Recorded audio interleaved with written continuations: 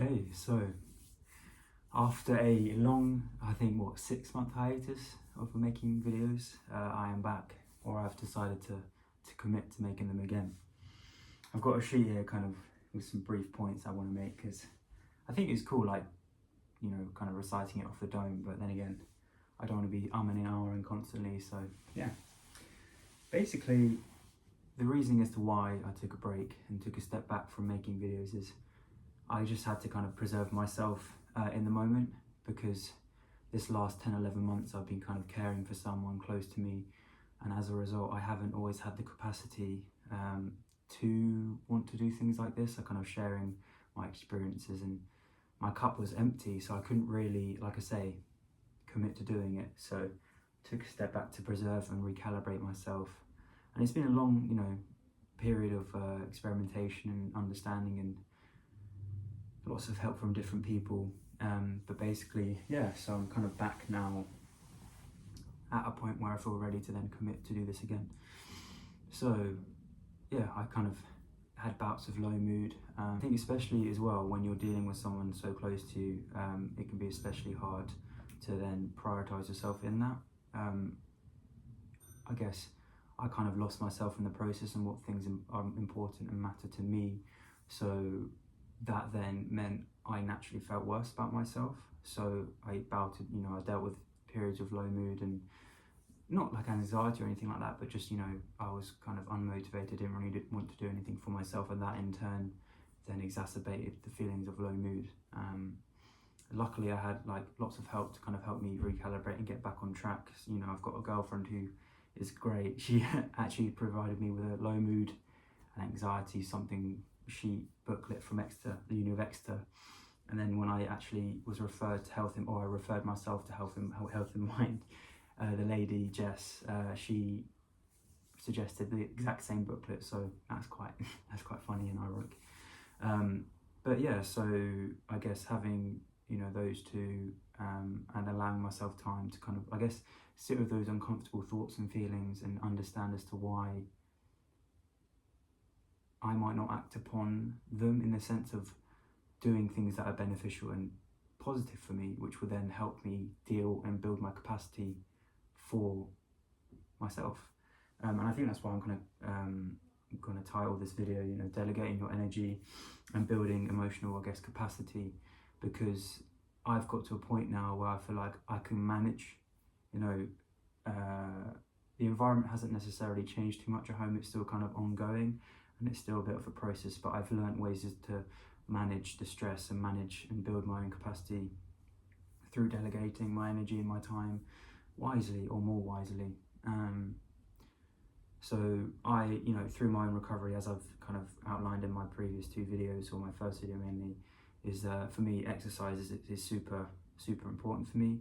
Not only because it helps build my self-esteem, I feel generally better in myself on a day-to-day basis. I feel more able, I feel more mobile. I feel like I can engage with the world in a better way if I just feel better physically. It's like there's that saying, isn't there? It's, everything else seems so stressful until you are unwell or something happens physically, that then becomes the number one priority. So definitely I think is something people take advantage of, especially when you're young and able. So when there's pressure and stress at home every day, you kind of need to find little pockets, or at least in my experience, I had to try and find little pockets for myself, how I could take time out and prioritizing myself. And I definitely found doing something like, coming off social media, deactivating my accounts and kind of unplugging that, because I was sinking a lot of aimless kind of time and attention. Ironic considering my previous video is weaponizing your attention. But yeah, so doing that, allowing myself to kind of just kind of block out all the noise, really. I just kind of like protecting my peace and not actually being aware as to what's going on. If I want to contact my friends, I'll message or phone them, and I'd meet up with them, rather than engaging through social media. And yeah, so doing that, I also, like I said previously about referring myself to Health in Mind, so that they provide kind of guided self-help to help motivate, well, not motivate you, but push you, kind of nudge you in the right direction to rebuild, kind of recalibrate your routine and your habits, So kind of outlining as to what particular negative habits I might have been engaging in at that point, and how we can kind of aim and to improve and build upon those. And that definitely did help, because not only was I holding myself accountable, but I had someone externally who I didn't know personally holding me accountable. So that was definitely extremely beneficial. And I think definitely one of the biggest catalysts for the change, and for me getting back to this point, is fixing my sleep schedule. So really dialing it in, because then that allowed me more time and more opportunities in a particular day to do more for me. Because before, I was the type to kind of wake up and you'd be in like a fight or flight state first thing in the morning. It's like, why don't I just allow myself some time just to unwind and just ease into the day and do things for me, like, I do stretches, I do like push-ups, things, just have that time for me and myself. And it's definitely helped to kind of keep my, I guess, what's the word? It's regulate my emotions better, because I'm doing things more consciously, more slowly, because I know that's quite a good way to regulate your emotions, is slowing things down, as told by my girlfriend. But yeah, so especially with my schedule, the sporadic work, part-time work here, my work with my cousin, it was kind of hard to kind of nail down the routine. But just committing to that, like, fixing my sleep definitely did help me recalibrate myself, because then I would, I had periods where I was working more, and it would give me kind of that fulfillment and accomplishment having worked. So then in turn it was like a snowball effect, where I ended up doing more. So I'd go to the gym even though I'd worked and done labouring all day, or I'd be doing things that before I would not be within the realms of my capacity. But because I'd started, chipping away and building those habits, it then helped me continue that momentum.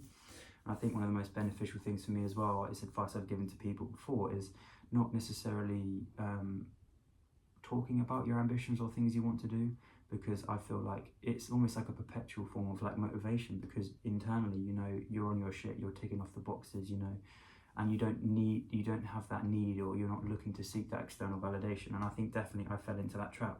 I think especially when I was in my recovery process and losing all the weight, I wanted to kind of people to acknowledge that I was doing really well, but then in reality, I'm doing it all for me, and people just don't care.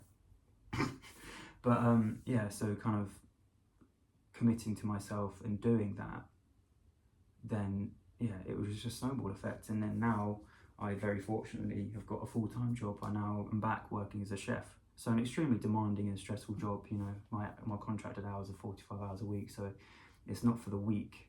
And I know how things can go in the kitchen, but that's having already built those habits with my sleep schedule and things. So it helped me ease into and kind of settle back into that kind of work. And through that as well, I'm very fortunate to have really great staff that I work alongside, that I get along with really well. The environment's really nice. It's not like kitchens I've been in before, where it's been quite toxic and it's been quite, a bit of a hierarchy within the kitchen. But yeah, so that's then reassured me in the sense of I can now save money to pursue those long-term goals, like moving out and getting a car and these kind of things. So I know in myself, I'm reassuring myself that I'm working towards the goals that I want to hit, irrespective of what other people think or whatever, So that's definitely, I feel like I can talk for a lot longer, but I want to kind of keep it kind of brief and a bit of an introduction back as to how I'm doing. But yeah, so definitely I'm at a point now I want to start engaging and doing these videos again. And yeah, if people are to engage and comment and ask as to what maybe topics they want me to talk about, because I just really enjoy doing this.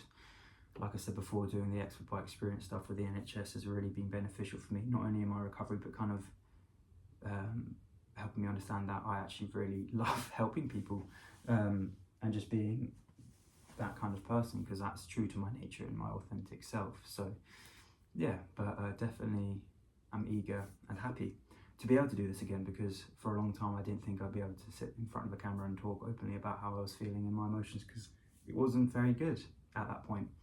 But yeah, so I'm back now, and hopefully for good.